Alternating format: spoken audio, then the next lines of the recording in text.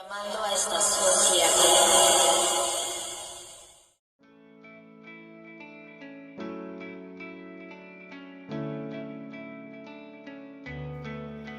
Hola a todos y todas, bienvenidos, bienvenidas nuevamente a un capítulo del podcast de Estación Tierra, esta vez nuevamente con una sección de entrevistas en un formato de diálogo con diferentes personas sobre su práctica profesional y artística y cómo vinculan con los territorios que los inspiran.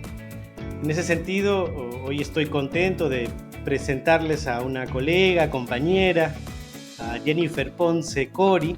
Ella es licenciada en Ciencia Política por la Universidad Antonio Ruiz de Montoya, es magíster en Educación, Análisis Social y Comparado y actualmente realiza su doctorado en Políticas Educativas y Educación Internacional en la Universidad de Pittsburgh en Estados Unidos. Pero sobre todo, Jennifer es luriganchina, ¿no? Realiza investigaciones y trabaja activamente para su distrito en San Juan de Lurigancho, en Lima, Perú. Este distrito es el más poblado de América del Sur, ¿no? Y en esta entrevista la intención es eso, de que ella nos cuente más sobre su distrito y cómo vincula su práctica politológica, también su acción ciudadana con su territorio, ¿no? En ese sentido, bueno, muy agradecido, muchas gracias Jennifer por tu tiempo y disposición para charlar un poco. Bienvenida. Muchas gracias a ti, David, por este espacio y muchas felicitaciones también por este podcast que trae a colación las historias y bueno, lo que se pueda compartir con respecto a esto que ya has dicho, ¿no? La relación con nuestros territorios.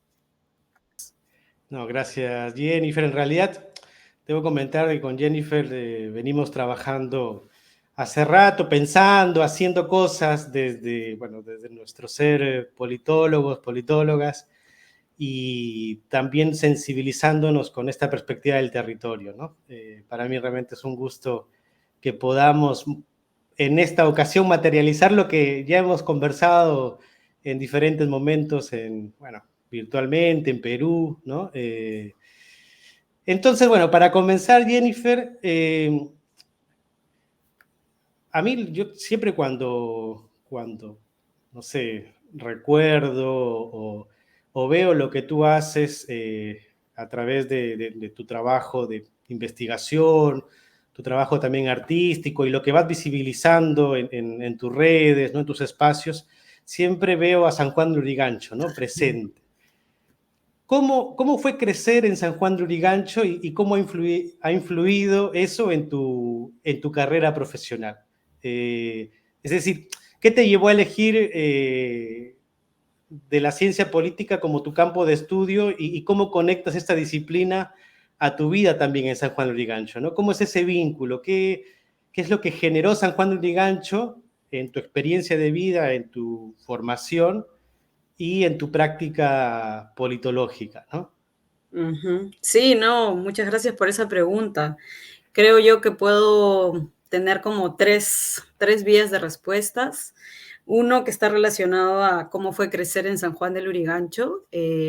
Yo siempre trato de explicar el territorio de San Juan del Lurigancho como un lagarto, en donde el Cerro San Cristóbal, si la gente que va a ver o que va a escuchar este podcast se ubica, el Cerro San Cristóbal en Lima es el cerro más visible que se puede ver desde el centro de Lima. Entonces, en ese sentido, lo que está atrás de San Juan del Lurigancho, lo que está atrás del Cerro San Cristóbal es todo San Juan del Lurigancho conectado a lo que es el río Rímac. Y esa sería como la cabeza del lagarto.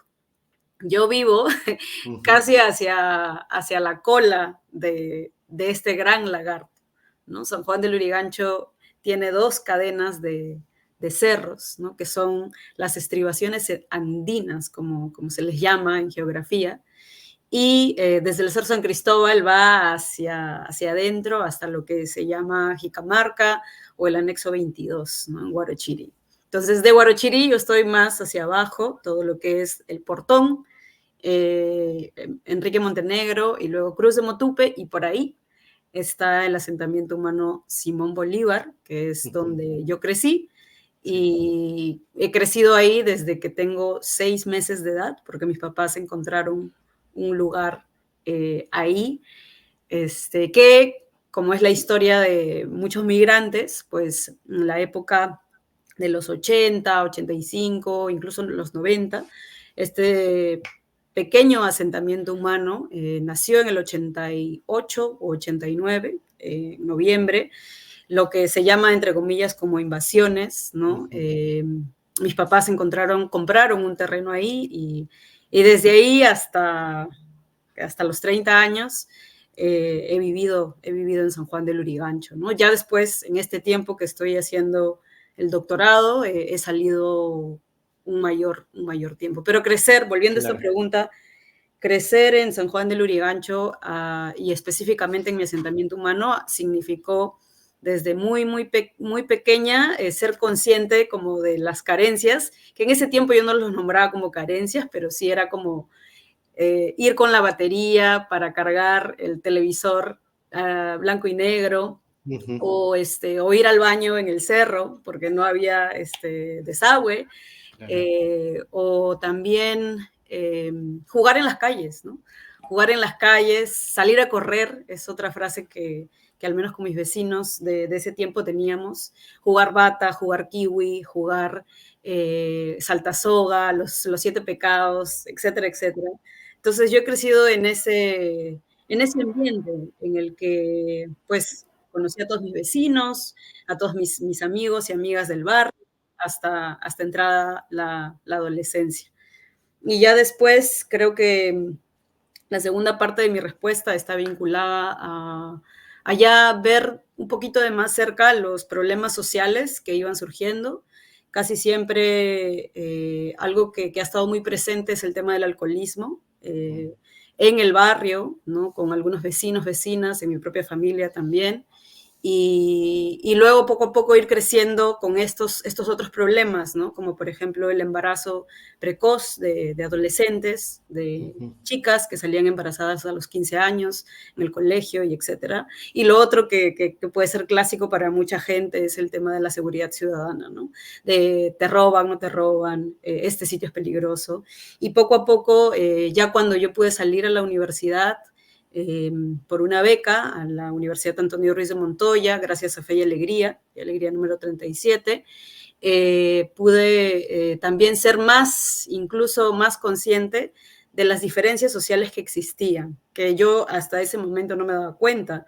Y de, por ejemplo, el hecho de haber ido a un teatro, ¿no? Yo voy por primera vez al teatro La Plaza, que queda en Miraflores, a los 17 años de edad, en el primer año de universidad. Y ahí me doy cuenta que, aunque nosotros, ¿no? En el colegio hemos hecho teatro, hemos espectado obras teatrales dentro del colegio, nunca habíamos, al menos yo nunca había tenido la experiencia de ir a un teatro, ¿no? Como tal, con las butacas hacia arriba y con toda esta cuestión sonora que hay en un teatro. Y así como otras diferencias que tienen que ver con el modo de hablar de otras personas, ¿no? Y ahí conocer la palabra pituco, darme cuenta de que yo no podía utilizar la palabra manjas porque nunca lo había utilizado, y darme cuenta también de lo que significaba San Juan del Lurigancho, ¿no? Y es ahí que a partir de varios eventos, ¿no? Lo académico entra por ahí. Yo siempre tenía como esta cuestión de cómo lo que hago académicamente puede estar vinculado a lo que yo más conozco. Claro. Y ya desde antes de terminar, ¿no? Como estudiante universitaria, ahí me vinculo con los cursos. Recuerdo uno muy claramente, Antropología Cultural, en el que teníamos que hacer una mini etnografía y yo estaba muy interesada en conocer la vida y las historias de la gente que estaba en pandillas, ¿no?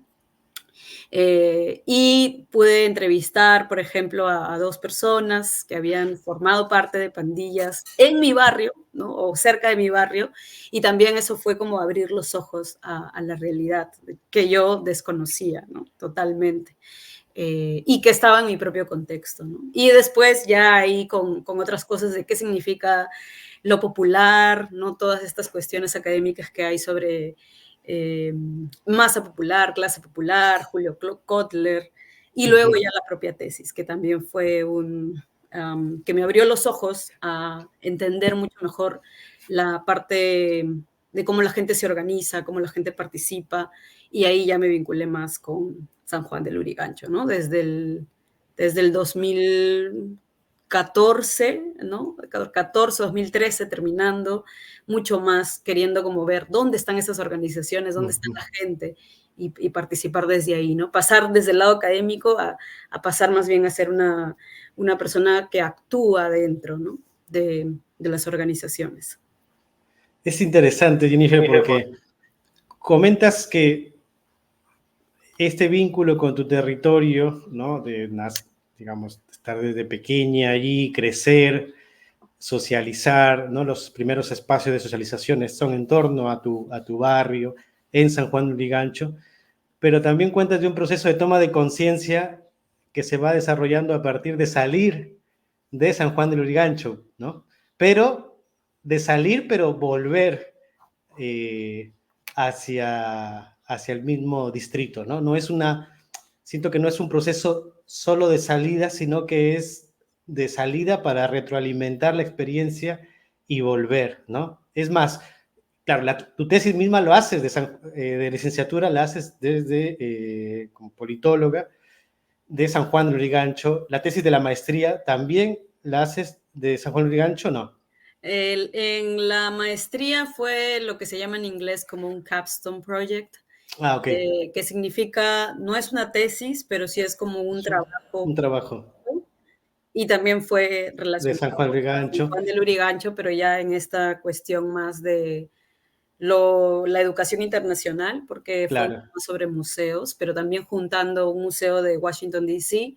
y un museo de San Juan de De Lurigancho, San Juan de Lurigancho, para, exacto. para entender esta convivencia, español, inglés, y entender sobre todo la similitud del trabajo que hacen para preservar lo que hay en los museos, Sí, sí, y sí. la identidad, y lo nacional, lo local, etc. Y, y luego también está la otra tesis del máster que estás haciendo de Profadel, donde estás trabajando temas de cuestiones más de gobernanza ambiental, ¿no? Y también Sí, de San Juan de Lurigancho, ¿no? sí, Entonces siempre, digamos, es como que el objeto de estudio ha sido la propia experiencia de los procesos de territorialización tuyos y los de la gente con la que tú has socializado siempre, ¿no? Por más que has salido, siempre vuelves, ¿no? Siempre está ahí San Juan de Lurigancho, y a mí me llama mucho la atención eso también porque siento que expresa dentro de todo esto también una vocación de servicio a partir de digamos, de esta herramienta profesional que es la ciencia política, ¿no? Es investigar, estudiar, pero retribuir en la misma medida a través de la práctica social que tienes también, ¿no? Que es otra línea y que comentabas allí, creo que someramente por un lado, la parte de la investigación vinculada a la academia, a tus estudios, pero también en una práctica social, una práctica ciudadana de tu parte, ¿no? Y que a mí me parece interesante, ahí, un poco invitar ahí cuando salga ya la publicación de la investigación del máster de gobernanza, cuando tú trabajas algunos aspectos de los actores, y que creo que lo has estado también viendo, a modo de identidad, ¿no? Y creo que es un concepto que también lo repites en muchos momentos sobre la cuestión de la identidad, y trabajas esto también, ¿no? Identidad, educación, ciudadanía. ¿Cómo definirías tú en esa línea la identidad de San Juan Lurigancho? Yo sé que es una cuestión compleja, ¿no? Pero desde tu experiencia, de tu perspectiva, desde lo que has abordado los últimos años, ¿no? Tanto desde la academia, tanto como actor social, eh, ¿cómo definirías esta identidad de San Juan de Lurigancho desde la perspectiva tuya, ¿no? Es bastante complejo. Creo que hablar de la identidad ya nos entra a un un multiverso, podría Mm, decir, ¿no? Porque existe en San Juan del Lurigancho, bueno, tenemos más de 1 millón de habitantes en San Juan del Lurigancho y casi que es bastante complejo, no sí. imposible, pero complejo tener una sola definición de lo que es la identidad para San Juan del Lurigancho, incluso autoidentificarse, ¿no? O hablar Mm, también de un proceso de autoidentificación, es difícil, ¿no? Es difícil porque esto es algo que también he ido viendo a través de los años. Siempre he estado interesada en ver eso personalmente porque yo sí personalmente me siento como una persona que me autoidentifico como SJ Luriganchina o San Juan Luriganchina. He ujú. pasado de solo ser Luriganchina, porque Sí, sí, existe pues el Lurigancho Chosica, que es otro distrito, pero que también históricamente San Juan de Lurigancho estaba conectado geográficamente, ¿no? O perdón, políticamente conectado a lo que era el Lurigancho Chosica, y luego hay una claro. separación, luego hay la creación política de San Juan de Lurigancho, el 13 de enero de 1967, y sale pues el distrito de San Juan de Lurigancho, ¿no? Con el pueblito como su capital. Entonces, Sí, sí. una respuesta, yo creo que depende mucho, ¿no? Al menos lo que yo he podido ir viendo es cómo los líderes comunitarios o la gente que está como director o fundadores de las organizaciones culturales, artísticas, o la gente que está participando, ¿no? Que está participando en distintos temas, ¿no? Ya sea desde lo económico, organizaciones feministas, hay ahí una autoidentificación, hay un proceso de autoidentificarse como personas de San Juan del Lurigancho.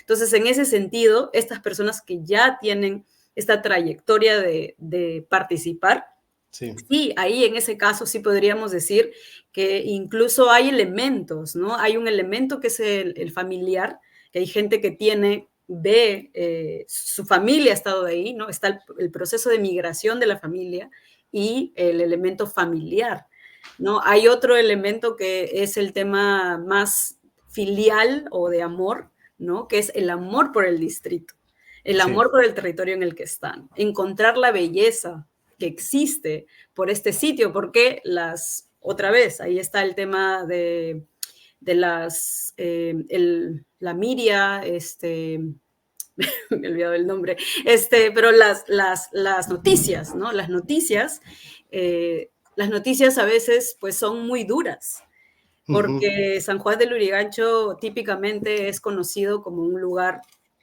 muy peligroso, un lugar donde te roban, donde te matan, y en este sentido es bastante complicado,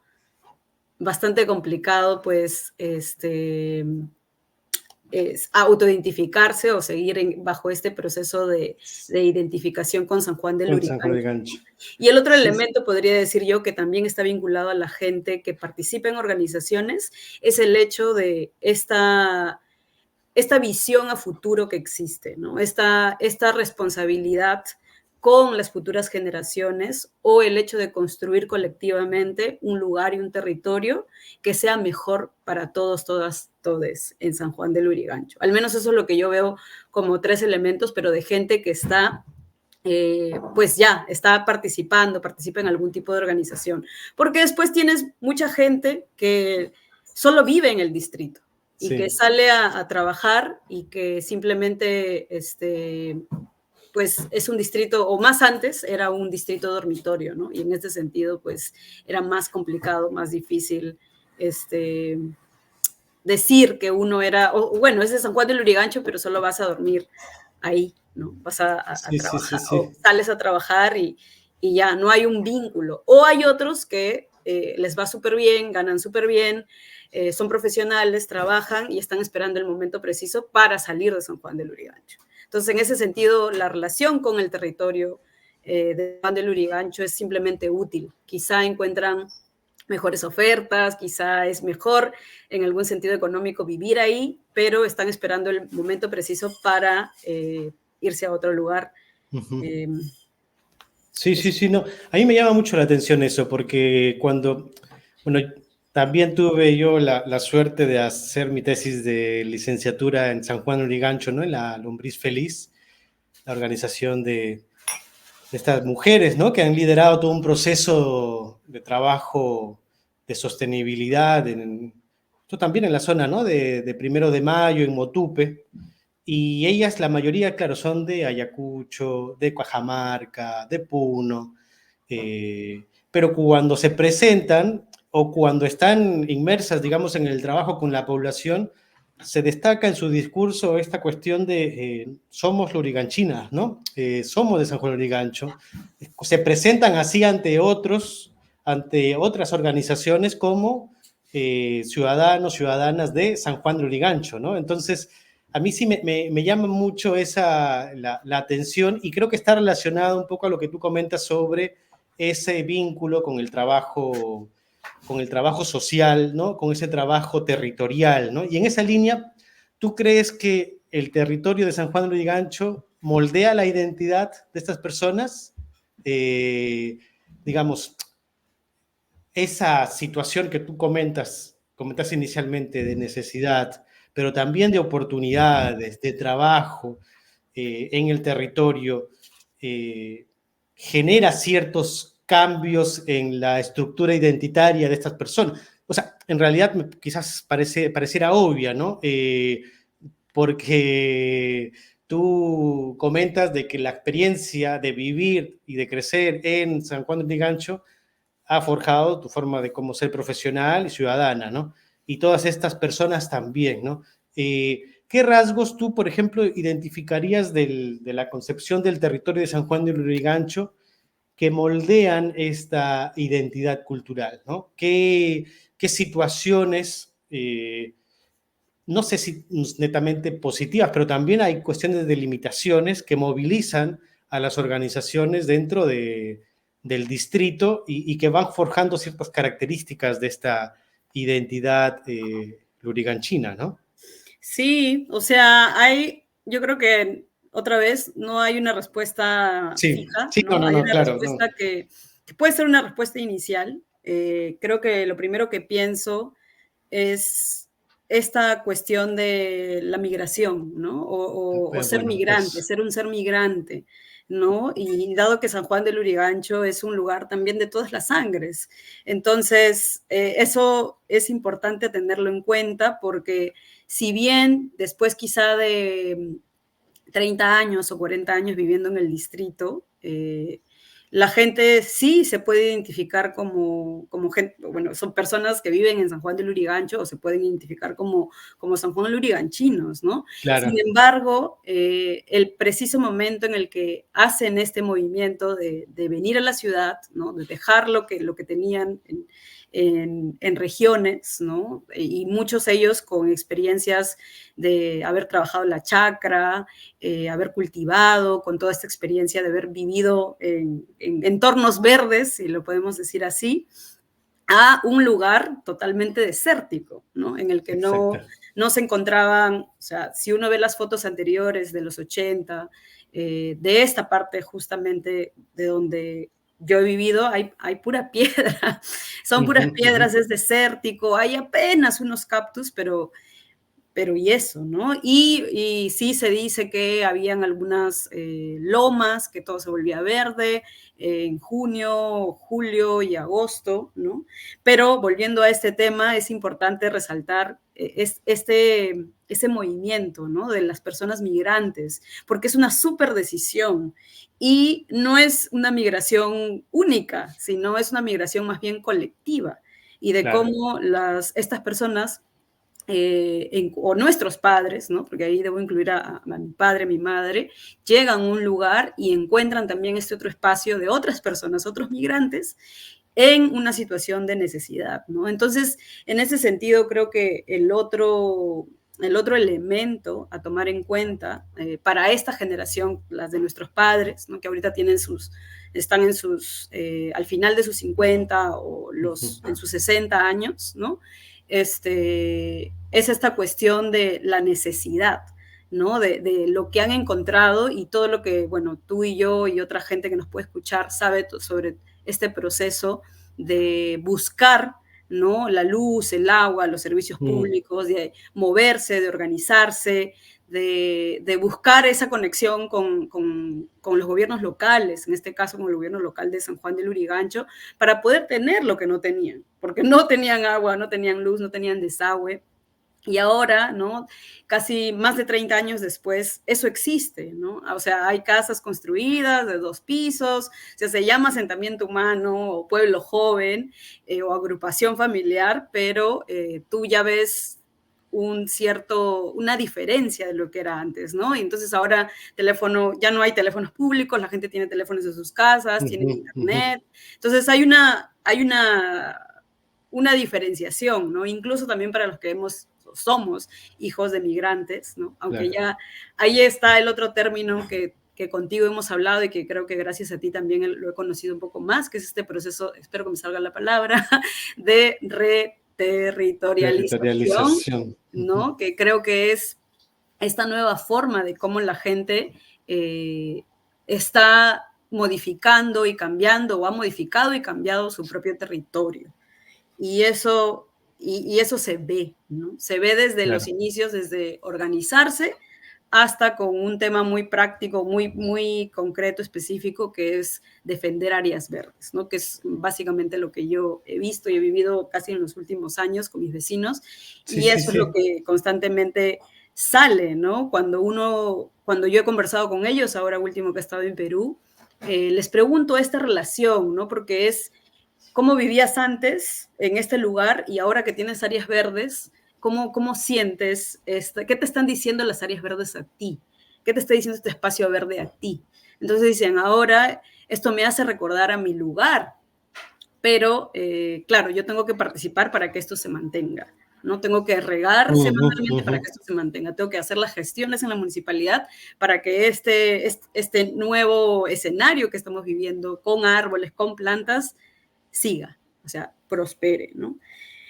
Sí, sí, Eso sí, no. es lo que Eso, puedo sobre esto último que comentas, que me parece interesante, de estas transformaciones en el territorio y que, claro, hay cuestiones de evidencia, ¿no? En las fotografías, en la misma, digamos, en el mismo compartir de los vecinos, vecinas sobre lo que viene en la situación de la, digamos, no sé si de lo físico, de lo material, de lo agreste que puede ser, ¿no? Las piedras, pero también esa construcción de espacios verdes, ¿no? Que vienes trabajando en el último tiempo con, no sé si sigues trabajando este concepto de gobernanza ambiental, creo era, ¿no? No sé si estás por ahí, pero hay una, digamos, el tema tiene que ver justamente con esa creación, ¿no? De espacios verdes dentro de los territorios, ¿no? Básicamente de tu barrio, ¿no? En la asignación de tu barrio. Y aquí quiero compartir algunas fotos, ¿no? Con tu permiso, que había yo visto de lo que vienes trabajando, ¿no? Con tus vecinos y vecinas. ¿Cómo ves tú esta situación, ¿no? ¿Cómo es la situación actual de este proceso, ¿no? Porque hay un antes que es justamente digamos, no sé si de espacios desérticos o secos, ¿no? Y ahora con este cambio donde se están organizando para mantener espacios verdes. ¿Cómo ves esto? Porque esto lo que yo veo es que has estado registrando, ¿no? ¿Cuál es la situación actual de este proyecto?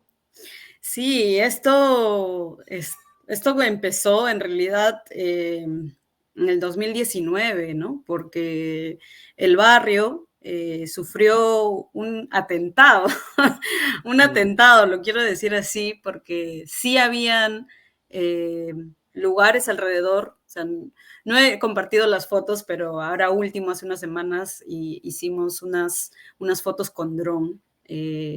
Llamé justo a un amigo de una organización y me ayudó él a hacer la fotografía y video con dron para ver justamente desde el cielo todo el área verde, ¿no?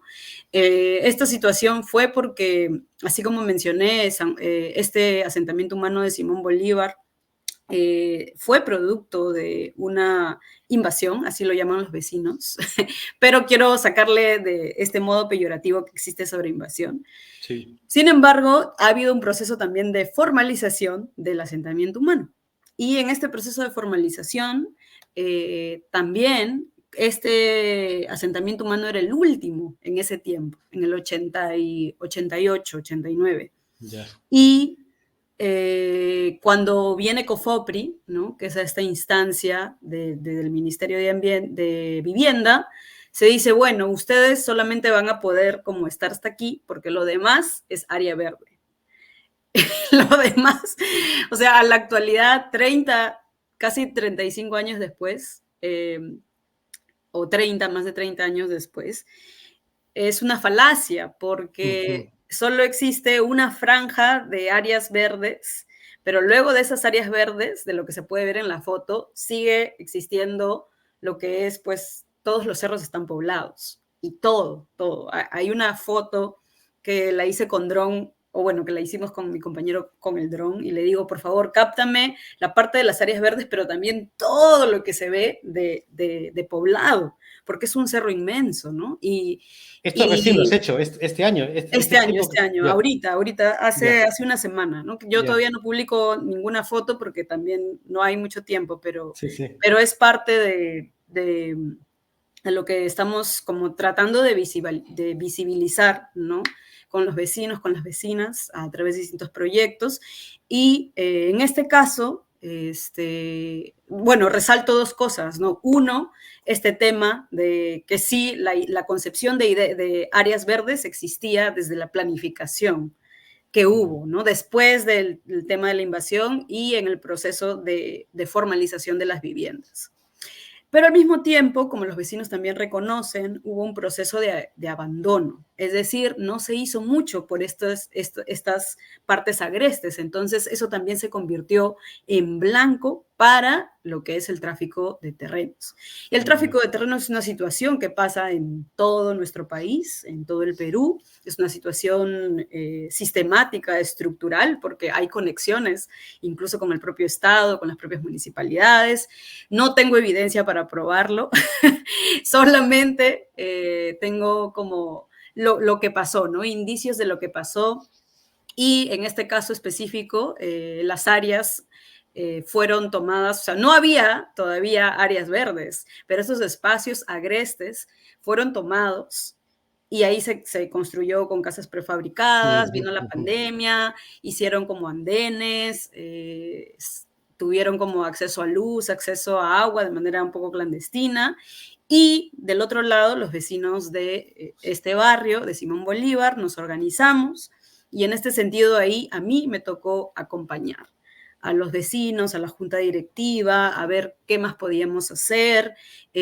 Hubo unos cuantos jóvenes interesados en este proceso también, pero después la vida los llevó por otro lado, yo continué, yo me fui a hacer la maestría, pero igual seguí Sí. acompañando este proceso de los vecinos y donde podía pues hacer un documento o también ya cuando yo no estuve los vecinos encontraron un abogado y este abogado ayudó en todo el proceso para poder hacer el desalojo como le llaman, ¿no? Hubo 3 desalojos, puse a disposición también mis contactos para que realmente se pueda lograr ese desalojo. El desalojo quiere decir prácticamente sacar, ¿no? Porque sacar a la gente que estaba porque ellos aludían que ya eran posesionarios de esos territorios. Y ser posesionario implicaba que ya había una organización que les daba permiso de estar ahí y de que esas viviendas podían prosperar y de que después se podía hacer la venta de esos terrenos como unos 22 lotes más o menos, ¿no? Tan pronto como se pudo desalojar a estas casas y a estas personas. También hubo al paralelo un proceso de amedrentamiento, ¿no? De amenazas en todo el proceso, ¿no? De recibir amenazas. Todos los que estuvimos implicados recibimos amenazas en ese momento. Fue muy difícil, fue muy duro, pero al final se pudo lograr el tema del desalojo e inmediatamente después el tema de la arborización. Y como estos terrenos son tan agrestes, lo que más crece, y eso es lo que muestra la foto primera que has puesto, son los cactus. Los cactus, claro. Porque los cactus se adaptan, no necesitan mucha agua y crecen enormes y grandes con poca agua. Sí. Lima es un desierto y los cactus lo saben. Así es que hay una frase muy bonita de una de las vecinas que decía algo así como los cachaquitos verdes o los soldaditos verdes, ¿no? Porque ellos fueron los primeros en ser plantados en estos espacios y prácticamente ellos ayudaron a ganar como el espacio, a ganar la batalla en el sentido de conservar estas áreas, ¿no? Y ahora los cactus, esta es una foto muy actual y así están grandes. Hay otros árboles que se adaptan también mucho mejor al espacio o al territorio, a la tierra propiamente, el muelle costero, el muelle serrano, el meijo, ¿no? Yo a través de este proceso también he conocido más sobre, y de poder identificar, ¿no? Las señoritas, las cucardas, las flores. Tú en este proceso estás registrando todo, ¿no? O sea, sí. Veo un poco eso, ¿no? De que estás entrevistándolas, creo también a ellas, ¿no? Sí. En el 2022, bueno, cuando ya estuve haciendo lo de Escuela para el Desarrollo, yo dije, yo quiero hacer, ¿no? Porque era una investigación transformadora sobre este proceso. O sea, quiero que mi tesis sea sobre el tema de las áreas verdes, ¿no? De cómo la gente, y yo en ese tiempo estaba todavía como el despertar ciudadano por el hecho de haber acompañado a mis vecinos y vecinas y haber visto de primera mano cómo había al principio como un miedo, ¿no? De hablar y siempre me decían, habla tú, cuando íbamos a alguna instancia, ya sea a la comisaría, ¿cómo se llama?, al gobierno local, a la municipalidad o alguna otra instancia, era como, habla tú, y para mí era, no, es que yo no tengo que hablar sola, o sea, tenemos que hablar. Entonces también era como un hecho de empujar. Entonces, antes de entrar a cualquier instancia, o en algunas reuniones, yo les decía, vecinos, esto es nuestro derecho, y nosotros tenemos que hablar fuerte. Si alguna vez nos dicen algo, este es mi derecho para hablar, para decir, estamos exigiendo, aquí nadie nos está ayudando. Entonces, yo iba así porque me daba mucha cólera que nos cierren la puerta, y en ese sentido fue muy valioso porque muchas vecinas, sobre todo las mujeres, tenían algo de miedo al principio, pero después ya se deschavaron y es como que ahora, o sea, es otra versión de ellas, ¿no? De sí, vamos a exigir, vamos a hacer esto, nos falta hacer esto. Y acá, por ejemplo, en esta foto está la señora Soledad, ella es mi vecina, la señora Nelcy Soledad León Zárate, es la presidenta del asentamiento humano de Simón Bolívar, y ella tenía una fuerza enorme en todo este proceso. Su liderazgo es bastante reconocido y con ella se ha podido lograr este proceso de desalojo y también de arborización, y también ella siempre está dispuesta, ¿no? Con respecto a las entrevistas, por ejemplo, fue una de las primeras en decir, sí, estoy de acuerdo, ya, ¿qué más hacemos? Si lo he hecho mal, por favor, dime y lo hacemos de nuevo. Y yo le decía, no se preocupe, señora Soledad, está súper bien. Entonces, en un grupo de vecinos, en el 2022, les hice unas entrevistas largas de más o menos 2 horas, porque era historias de vida. Y a partir de eso, hice como un estudio preliminar, tomando solo 5 entrevistas y verificando un poco cuál había sido la fase de este despertar ciudadano. Todavía no entraba el tema de la territorialidad, sí. Muy poco. Y después hubo una convocatoria para la revista Ecos de MOSIC, del Movimiento Ciudadano frente al Cambio Climático, que se dio también ahorita este año en marzo. Entonces decidí también enviar una propuesta y poder hacer algo mucho más condensado en menos de 2,000 palabras, y ya salió publicado también, ¿no? Y eso también ha sido bien bonito porque Mosic nos ha dado, o sea, imprimió estas revistas y era bien bacán ver cómo mis vecinos y mis vecinas, cuando ya pusieron una foto de una de las faenas que habíamos hecho, estaban ahí, ellos se veían reflejados. Entonces era también vecinos y les decía yo, vamos a los colegios. Entonces con ella, por ejemplo, con la señora Soledad, llegamos a ir al Colegio Fe y Alegría, luego al Colegio 10 de marzo y entregamos las revistas y bueno, estamos en este proceso de buscar los vínculos y decir, existe esto, ¿no? Entonces es como la investigación no se queda en el papel, sino está para compartirse con otros actores en el territorio para que conozcan y sepan y pregunten, ¿no? Y también para los mismos vecinos de verse autorreflejados de que esto es real, ¿no? Y cómo se puede generar el caso, o sea, cómo podemos decir esto, hacerlo más visible. Y bueno, ahí está la cámara, también hay un par de convocatorias, una convocatoria más en la que estoy tratando de hacer un podcast para este fin de mes y también estuve con mis vecinos estas últimas semanas ahora que estaba en Perú, entrevistándolos con una cosa portátil de Sí, micrófono sí. y de todas las esponjitas acústicas y es un proceso bien, para mí es de mucho aprendizaje porque mis vecinos veían el micrófono y decían, ¿cómo es esto? ¿Qué es esto? Entonces, la curiosidad, ¿no? De aprender. Entonces, no es que, yo soy la investigadora o yo soy la que tengo esto y vengo y te muestro el micrófono. No, sino al contrario.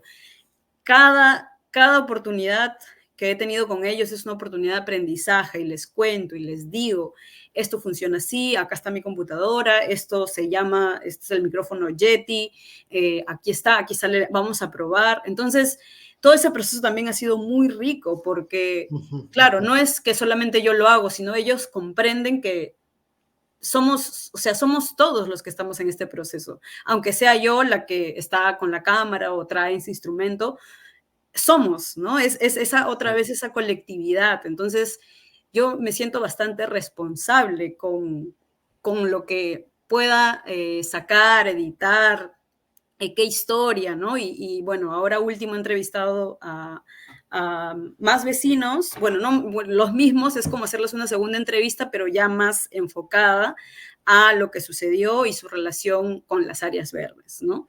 Y qué es lo que recuerdan, sus recuerdos, para también traer las voces. Y eso es lo que a mí me interesa ahora para este podcast, que bueno, está en proyecto, es las voces, que no es mi historia, sino es nuestra historia, ¿no? Y cómo la contamos, qué es lo que recuerdan. Todavía no tengo idea de cómo necesito escucharlas de nuevo, estas historias, pero ponerlas ahí y armar una narrativa de eso y que también sirva para los vecinos, sirva para mí como investigadora y sirva sobre todo para los más jóvenes, ¿no? Y ya nos va a tocar ir quizá de puerta en puerta con un CD o con un USB, no lo sé. O sea, compartirlo, claro. exacto. No, ¿Cómo lo compartimos? Todavía no sabemos nada. Primero tiene que existir. Y en eso estamos. no, está muy, muy potente, digamos, no sé, creo que, no sé, lo que yo veo cuando estás trabajando y de todas estas oportunidades que tú vas teniendo cuando vas a Perú, le sacas el jugo, ¿no? Las diferentes actividades también con otros espacios donde tú militas, donde tú estás activando, ¿no? Creo que son significativas y todos los detalles que nos has comentado del proyecto que vienen realizando digamos, en tu barrio específico y cómo las herramientas o los conocimientos que tú has ido aprendiendo fuera, las vas poniendo en práctica, las vas compartiendo. Y sobre eso quería rápidamente, ¿no?, consultarte allí. ¿Cómo viene siendo tu experiencia de aprendizaje en el extranjero, ¿no?, específicamente en Estados Unidos, pero también te has estado moviendo por Sudamérica, ¿no? En el último tiempo has estado en Brasil. ¿Qué aprendizajes has obtenido de esta experiencia fuera y que podrían ser de alguna manera aplicables al territorio de San Juan de Lurigancho? Bueno, ya has ido contando un poco de esos conocimientos a través de la práctica, digamos, de la investigación que estás poniendo ¿no?, en esta experiencia con tu barrio de Simón Bolívar, pero digamos, ¿qué otras experiencias tú sientes o que vienes ahora trabajando y que dices, esto puede ser aplicable aquí, ¿no? Entendiendo, ¿no? Países como Estados Unidos, ¿no? En el norte, entendiendo a Brasil también, que es lo que significa Brasil también para Sudamérica, ¿no? Qué cosas ahí interesantes. Y quiero compartir ahí una foto que cuando tuvimos el taller en enero, a mí me llamó mucho la atención esto que jugabas un poco eso, los contrastes, ¿no? No sé si nos puedes contar rápidamente ese contraste que Sí, encontraste aquí en Brasil, ¿no? sí, sí, sí, sí. Este es la foto de, bueno, del lugar donde estuve en el 2023. Estuve todo el mes de julio en Belo Horizonte o Belo Horizonte, en el estado de Minas Gerais. Y particularmente en el centro, en el punto centro de esta foto, existe un museo que se llama Muquifu. Y el Muquifu significa Museo dos Quilombos y as Favelas Urbanas, o urbanos en portugués. Y es un museo, claro, de los quilombos y de las favelas urbanas en español. Y está justo en el medio en el que se puede ver todos estos edificios y se puede ver del otro lado como el Cerro Poblado, ¿no? Y Ujú. que este es el lado del Cerro Poblado se llama el Morro de Papagayo, el Morro de Papagayo, así, del Papagayo, el Cerro del Papagayo, y del otro lado ya tiene nombre como de urbanizaciones, y bueno, y todo esto se llama Santa Lucía. Sí. Y el contraste es que ahí en el medio hay este museo que está dentro de una iglesia católica, que antes estaba, el museo estaba más en la parte de la parte del cerro, la comunidad, pero luego se movió y es un gran proyecto. Es un museo que recoge las historias de la gente del Morro, ¿no? Es un museo que tiene como tres partes muy, muy hermosas. La primera es de pinturas, en las que, como es una iglesia, están retratando las historias de María, ¿no? Del María en distintos espacios, pero son Marías negras, ¿no? Son Marías afro. ¿Por qué? Porque está representando la historia o las historias de 14 mujeres afro-brasileras que tienen una historia particular o están relacionadas con alguna historia muy específica que la han tratado de conectar con las historias de María.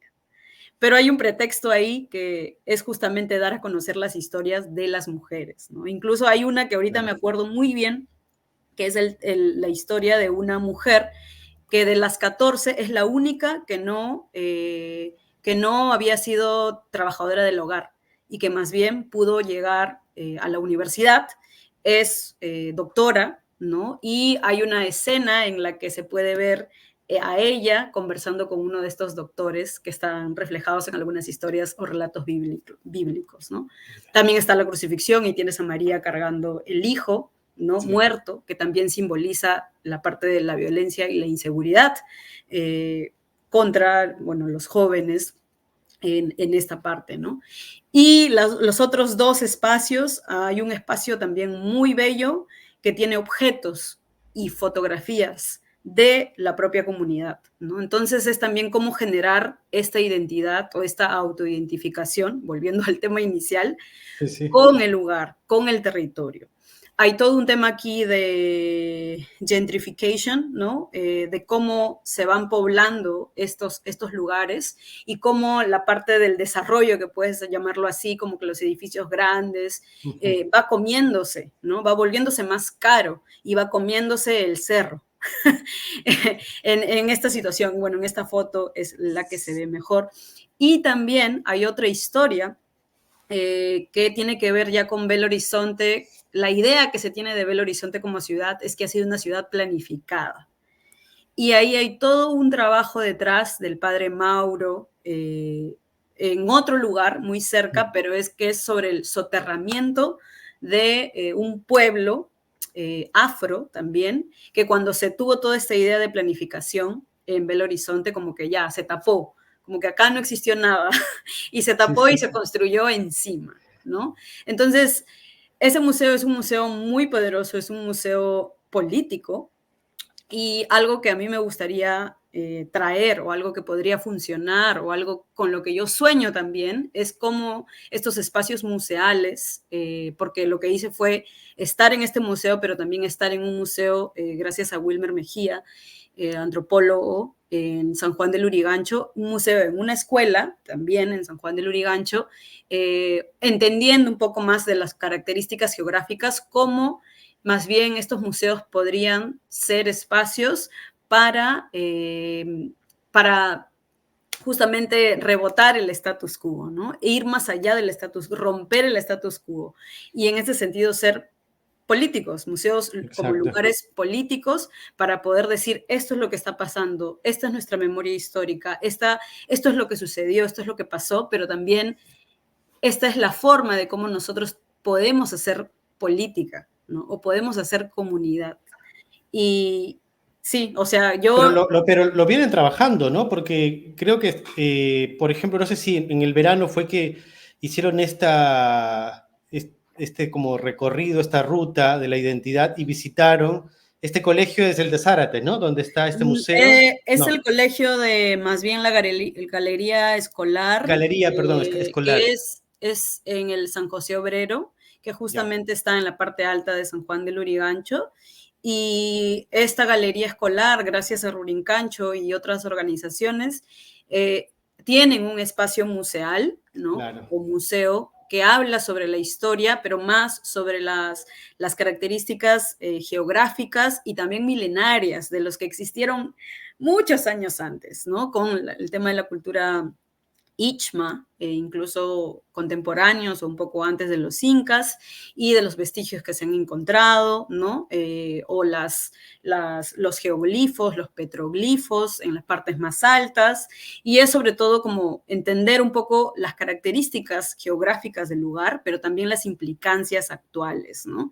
Y con todo este tema de la migración, por ejemplo, algo que veo en relación o que se podría aplicar, y lo conecto también con las áreas verdes, es también, ¿no? Cómo dentro de nuestro propio espacio podemos crear nuestros propios muquifus.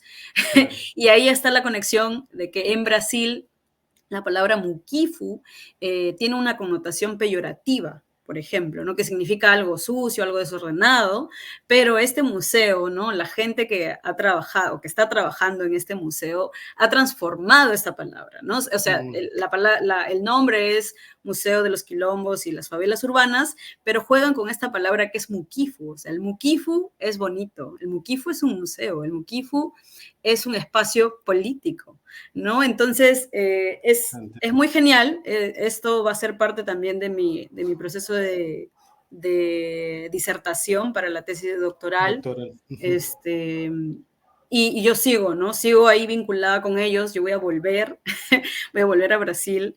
Sí. Y claro, ¿no? Ellos también me han dicho como que haz tu propio muquifu, ¿no? Hagan su propio muquifu. Y sí, o sea, podría ser muy factible aprender de estas experiencias contraculturales, contra el status quo y sobre todo para la reterritorialización, ¿no? Y la significancia de las historias de la gente. Claro. Es, No, sí, no, es potente. Yo veo, ¿no? Que es realmente un trabajo en torno a buscar nuevas formas de reterritorializar en un proceso de lo que veíamos y conversamos siempre de conflictos, ¿no?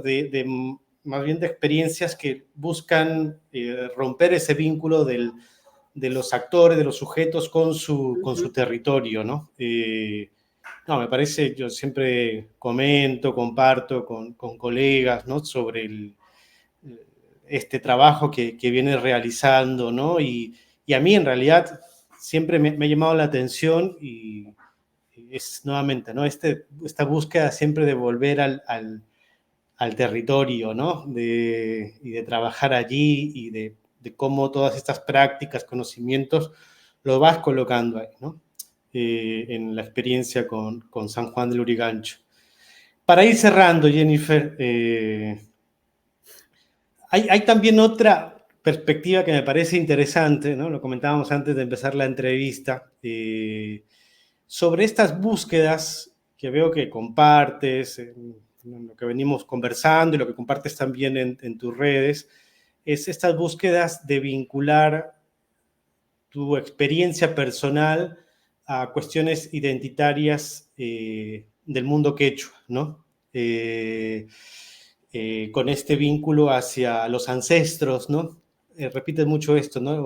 O mis ancestras, ¿no? La tierra, ¿no? Vinculada a esta concepción de la Pachamama, ¿no? Y también hay un trabajo que veo ahí que realizas en torno a una cuestión, una perspectiva, una beta mucho más artística, que es a través de la poesía, ¿no? Ahí creo que tengo una imagen de una de esta, ¿no? No sé si fue la primera que publicaste.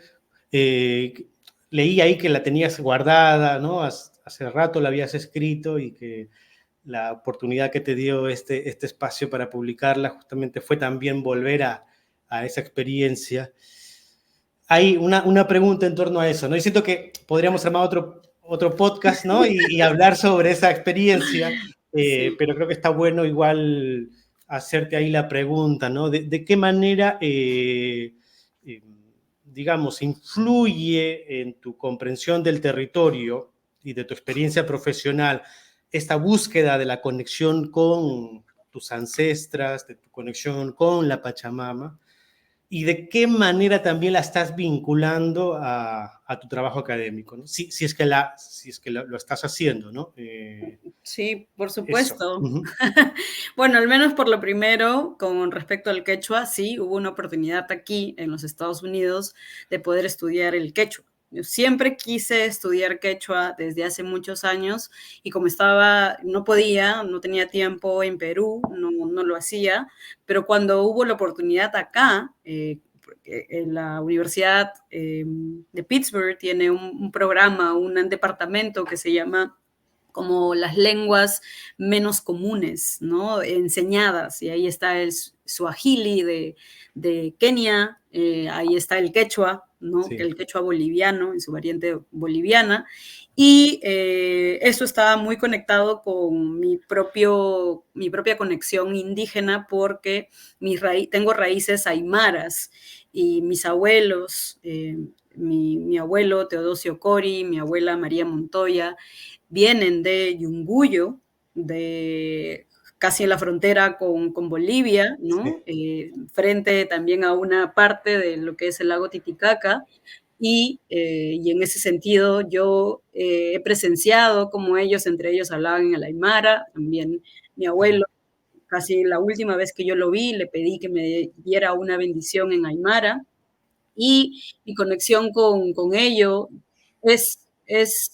no es más o menos reciente, ¿no? De también tomar conciencia de ello, de mi raíz indígena, a través de mi madre, pero también de la raíz campesina, la raíz andina, porque del lado de mi padre, eh, pues viene también de Otusco, la libertad, la Sierra de la Libertad y la conexión con la tierra. Si bien no hablaban quechua, esta conexión con la tierra es potente, ¿no? Con la naturaleza es potente. Hay una concepción ahí con ello y para mí mi deseo más grande después del quechua es aprender aymara. Y lo he podido vincular en mi trabajo académico o en los ensayos. Aquí, por ejemplo, he tomado un curso sobre feminismo indígena para conocer la realidad desde otras autoras indígenas de Australia, de Canadá, Sí. de aquí mismo, de Estados Unidos, y también conocer desde el sur, ¿no? Desde nuestros propios territorios. Entonces sí lo he ido incorporando, sí está presente, y a través del quechua me ha ayudado en este proceso de decolonización de mi propia historia y también sentirme muy orgullosa de mis raíces, ¿no? Y yo me veo siempre en las mujeres indígenas, físicamente hablando, me siento indígena también. Y bueno, es un proceso también, ¿no? Es un proceso que va Sí. creciendo y creciendo. Y con respecto a la poesía, la poesía siempre ha estado presente conmigo, la poesía me ha ayudado mucho cuando yo estaba pasando por situaciones un poco complicadas, familiares, hace muchos años, y ha sido un proceso de poder sacar, ¿no? Sacar lo que sucedía a través de palabras cortas, y ahí también está la influencia de la Ruiz de Montoya, porque yo tuve como 5 cursos de literatura. Sí, Leímos un montón de poesía, leímos a Rimbaud, leímos a Baudelaire, leímos a Emily Dickinson. Entonces, siempre ha habido como una influencia de la poesía ahí y de la danza, artísticamente hablando. Yo siempre he danzado también, exacto, sí. y la danza, y creo que la poesía o estas expresiones artísticas para mí han sido procesos o han sido más que herramientas, han sido estas posibilidades de poder curar, de poder sanar, ¿no? Y ahí lo conecto también con la hoja de coca, porque lo último que hice con la poesía fue participar de un taller con la maestra Gloria Alvites, también Gloria, claro. de la Ruiz, de Montoya y de Coyique, y aprender, ¿no? Y cómo me vinculo con una planta. Yo elegí la coca, entonces escribí hacia la coca, y es algo que también ya va a salir publicado gracias al búho eléctrico, Búho que fue eléctrico, sí. y me gustó muchísimo. Entonces sí, estoy tratando de hacer las conexiones entre la poesía, entre lo académico, entre las historias orales, ¿no? La danza la he estado también vinculando, pero más, un poquito menos ahora en este tiempo por la falta de más espacio en las agendas, pero siempre está presente. Soy una persona que amo mucho la danza, admiro mucho la gente que baila, que danza. Acabo de estar en Cusco, en Urubamba, y me he quedado también totalmente admirada y así con el corazón palpitando por las danzas, Pacha, por haber presenciado cómo la gente tiene esta tradición de bailar, ¿no? De bailarle, bueno, en este sentido, con una cuestión más católica, tradicional, quizá religiosa, pero en el fondo está todo este tema del movimiento corporal como forma de agradecimiento, ¿no? Y Sí, no solamente está el santito, que era el señor de Torrechayo, sino y el Apu es justamente el nevado de Torrechayo, y es una conexión increíble, ¿no? Increíble. Entonces ahí veo como que todo cómo se va uniendo, ¿no? Y bueno, este poema que estás proyectando, que se llama 13 de junio, sí, pues es un poema sí. sobre la familia, sobre la familia, sobre la Sí, a mí familia. un poco lo que comentas esto de sacar afuera, ¿no? Estas cuestiones que una vez descarga, bueno, en general, ¿no? De su experiencia de vida. A mí me llamó mucho la atención la última parte, ¿no? Que es esto de, ¿no? Algún día la justicia vendrá, dice. Oídos rotos por el corte de tu voz, fin del sagrado domingo, ¿no? Hay una, lo siento, ¿no? Previamente hay una cuestión de experiencia afectiva, quizás vinculada a cuestiones de dolor, ¿no? De la familia, pero es como, a mí como un embudo que termina justamente en una percepción de la justicia, ¿no? Si esto, no sé, siempre digo que hay una interpretación. El artista escribe o dibuja o pinta, ¿no? Expresa, pero hay una interpretación detrás, ¿no? Que hace el propio artista, pero también la gente que ve, interpreta, ¿no? A mí, como te digo, habían, creo que no sé si 2 o 3 que estaban allí en tus redes. Me elegí esta porque me llevaba a eso, que la experiencia misma se definía también en cuestiones vinculadas a la justicia, ¿no? Si es Sí, justo esto, ¿no? y las justicias, ¿no? Las justicias Y las siendo más justicias, global, esto es muy particular a quizá a un caso, a unas horas o a unos minutos, eh, pero llevándolo a más grande es hablar de esas justicias o injusticias, la claro, justicia de género, la justicia claro, ambiental, la justicia social, ¿no? Que, exacto, que- que sí, están muy, muy presentes, y Y bueno, hay una gran necesidad por la justicia, con todo lo que tú y yo sabemos y expectamos, lo que está viviendo ahorita el país, Sí, ¿no? Con esta señora, con sí, esta sí. señora y justo los derechos humanos, ¿no? La gente que ha perecido en las protestas y que ha encontrado la muerte en este Sí, sí, sí, sí, afán sí. y en este sentido de buscar la justicia. Sí, no, toda la razón en ese sentido, ¿no?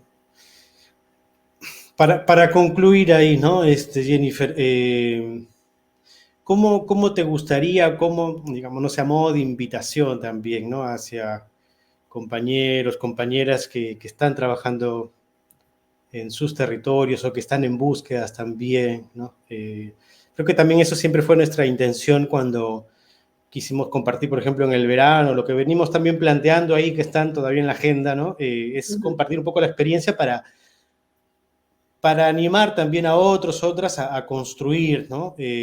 A construir, profundizar desde donde estemos en nuestros propios territorios. ¿No? ¿Cómo te gustaría que se entienda o cómo invitarías a otros, otras a vincular, a generar este vínculo entre la ciencia política, la ciudadanía y el territorio pensando en la comunidad, ¿no?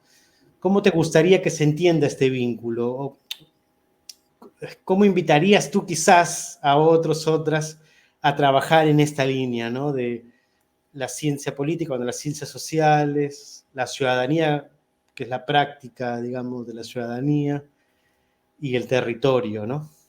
Ujú. Sí, no, es una excelente pregunta porque sí, sí lo he pensado antes, creo que he respondido en otras formas esa pregunta en otros espacios y creo que algo que se me viene a la cabeza es que igual son como preguntas, ¿no? ¿Qué es Sí, lo que sí. existe?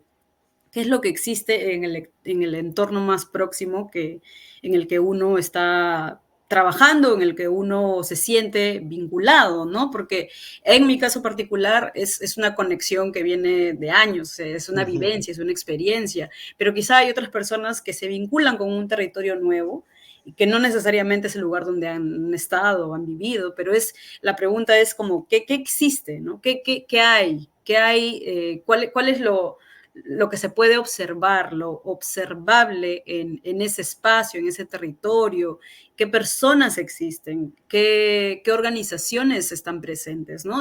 Y si uno va un poquito más allá, si es desde la ciencia política, es qué actores, ¿no? Qué grupos están y qué temática. Yo pensaría hasta incluso en un cuadrito de doble entrada en el que se Sí. pueda mapear, se puede hacer un mapeo de las organizaciones que existen y qué tipo de trabajo están haciendo estas organizaciones, ¿no?